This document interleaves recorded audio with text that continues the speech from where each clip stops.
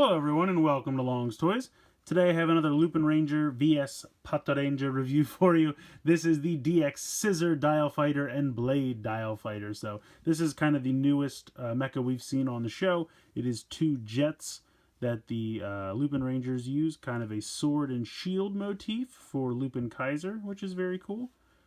And you can see the two planes can kind of merge together. One sits on top of the other, which of course we'll take a look at. So taking a look at this side, again, just kind of shows the two jets or dial fighters. Over here, shows how they can work with both Lupin-Kaiser as well as the VS Changer. Not really too much going on there on the bottom. On the top, again, just kind of shows all the dial fighters have kind of a attack mode, for lack of a better term, where it basically just turns into the arm while it's still flying around.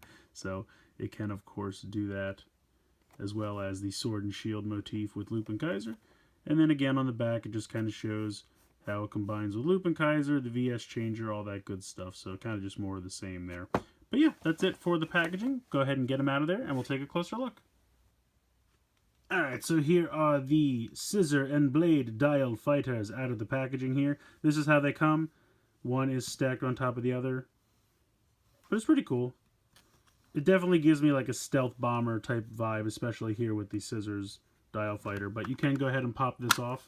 And you can see how this works is they each have their own dial, but the dial for the Blade Dial Fighter is hollow inside. And has that kind of hexagon piece that fits into this hexagon piece, so that when you pop them on, you know, when you turn this one, it will turn this one. Now, obviously, on its own, this does not do anything. It does have its own rail section, though, for the VS Changer, which we'll take a look at in a little bit later. You can see one says 34, one says 26, and the rail systems are different. You can take these blade pieces and bring them back to make kind of larger parts of the wings. I think that looks really cool. I like that a lot.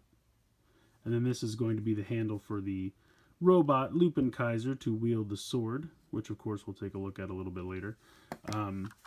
Coming here to the Scissor Dial Fighter, like I said, definitely get that kind of stealth bomber vibe, which I like a lot. I like the colors. I think the metallic blue here for the window for both of these, the canopy, really sharp. Then you have some black, some orange, a little bit of red even here on the Scissor Dial Fighter. Now what they want you to do, you go ahead and turn this.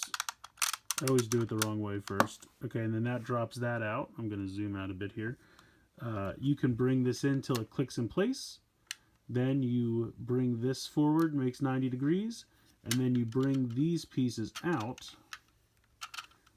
And this is that kind of flying attack mode that I spoke of earlier from the packaging. Not quite the arm mode, because we'll see that arm mode is actually pretty different. But for blue and red, I'm sorry, blue and yellow, they kind of form their arms. This guy kind of makes, it looks like an arm, but it's not quite, and again, we'll get into it in a minute, but you can see the scissor blades have that piece that like you would normally hold in your hands to operate the scissors, so it definitely does look like scissors. I think that's pretty cool. And then you just fly around, chop, chop, chop, chop, attacking bad guys and whatnot. When we do get into the arm transformation, what you'll see happens is this rotates 180 degrees, and then you bring these together, and then you actually turn this whole thing like this, and then this rotates, and here's the shoulder connector actually over here. So that connects, and then it just looks like he's holding this giant shield. He's not actually holding the shield, he can't take it off, but again, we'll get a closer look at that when we get into the robot combination in a few moments. So put this all back together, and then rotate this all the way up, and it clicks into place again. And then you can take this and pop him back on top. Gotta make sure that the dial matches. It's kind of funny, this is like the first time I've had trouble. Usually it snaps in pretty good. There we go.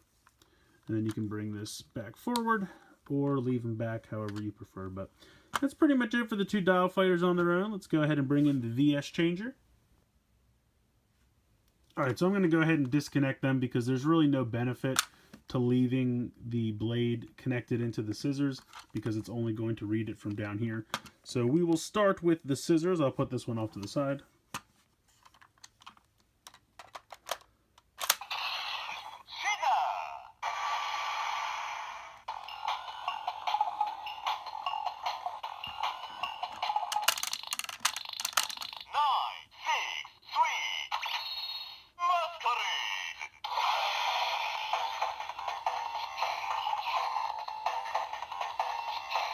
I love this music.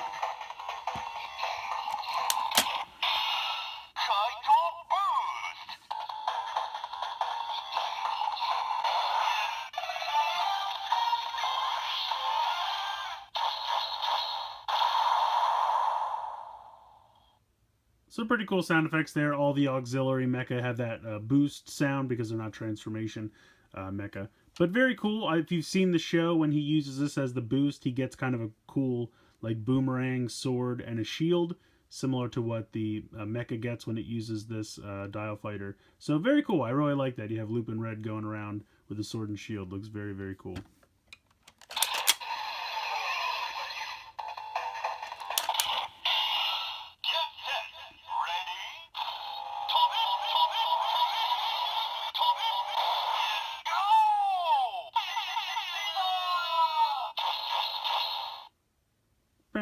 I love that.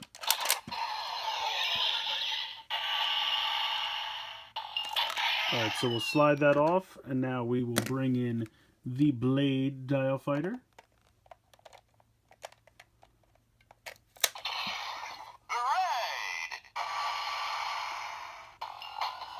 Now, unfortunately, this will not do anything, but you can see this little white button right here.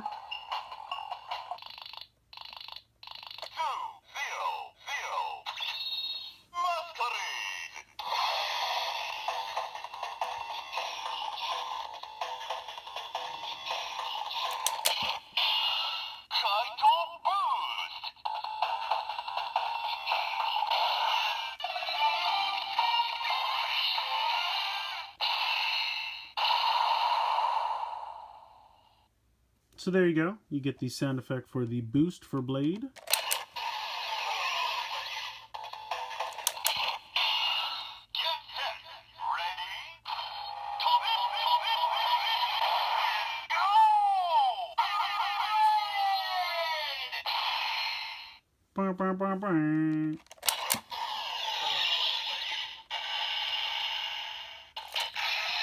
So there you go. So yeah, basically if you see this this bar under here, basically when you turn the dial, it's just pushing that down 3 times.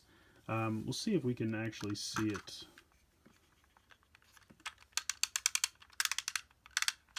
Yeah, so right there, do you see how that little pin is popping when you turn the dial? So that's all that's doing. So when you turn the dial, and that's why the button is so long, because you know the dial fighters and trigger machines are different lengths. So, well, actually, I guess dial fighters are the only ones that actually have the dials, but the dial fighters are different lengths, so that's why it's long enough that depending on where they land, it can still hit that button. So you just have to kind of, if you have a way to just hit that button when Blade's attached, you can still get those sounds, because without it, you wouldn't be able to get the dial sounds because his dial doesn't do anything. So in any case, that's how that works. Very cool sounds with the you know, the boost sound, as well as the summoning the larger version of the dial fighter to combine with the mecha, which, hey, that's what we're going to take a look at next. So here is Lupin Kaiser. I'm going to go ahead and detach the yellow dial fighter. There we go. Put that off to the side. Oop, his head turned slightly to the side. Anyway, so then you're going to go ahead, you're going to detach this. You're going to bring this around, oops, until that comes down. Click it into place. Make sure you click down the scissor pieces. Then you're going to bend this like this, turn the whole thing around, and then turn that so that the connector piece is facing this way, and then you will snap it in. Now you might want to bring it down a click. Actually, no, I guess that would do it too far, wouldn't it? Yeah, it gets really close. See, that's the only problem I see. Like the wings are very, very close. The clearance is just barely. So that's why I said I was hoping we could angle it a little bit further. But if you angle it all the way down, I mean, I guess you could just angle it a little bit. It's not going to be like at a ratchet point, but you could still do it. And then you just take the sword with the blade pointed like this, and you peg it into the fist here. And then there you go. You have your sword and shield.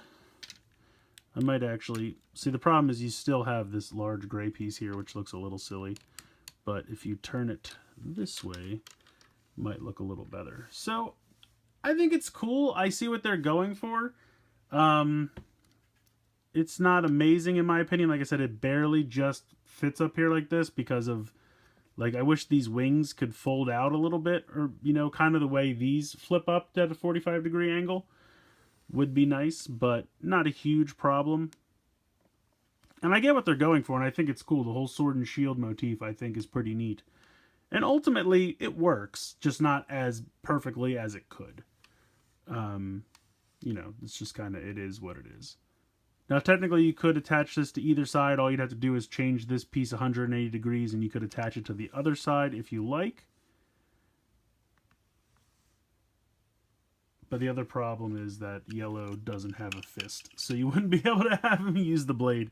If you wanted to use the blade, you have to put it in blue's hand.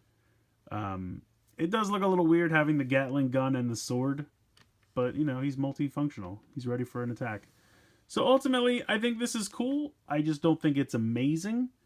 I still think that the bike for the Patrangers is the best auxiliary mecha we've gotten so far. But this thing is kind of neat. Just not my favorite overall.